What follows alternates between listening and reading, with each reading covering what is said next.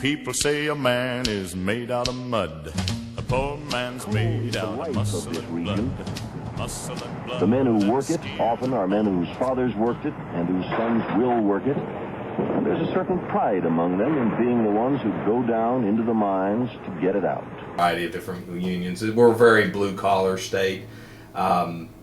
Primarily coal mining, obviously, but there's always been a long struggle through the late 19th, early 20th century to get the workers' right to organize fulfilled, particularly in the southern part of the state.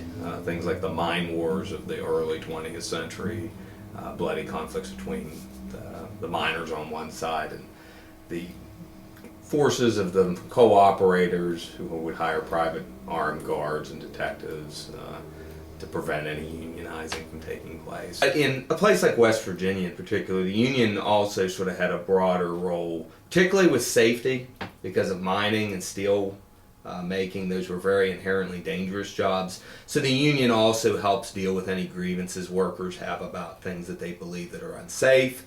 It gives them a sort of independent arbiter to sort of work with the company and say, listen, you know, this mining practice is not the safest.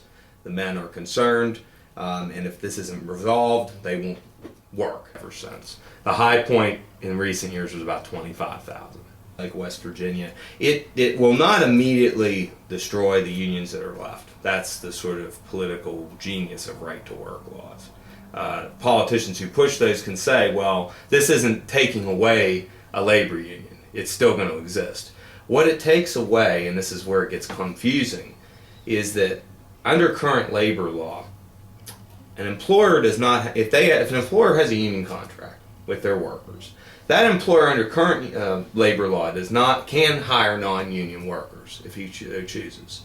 Those non-union workers cannot be prevented from working there if there's a union contract and they initially refuse to join the union. From the moment they're employed there, the union has to represent them as well as the union member.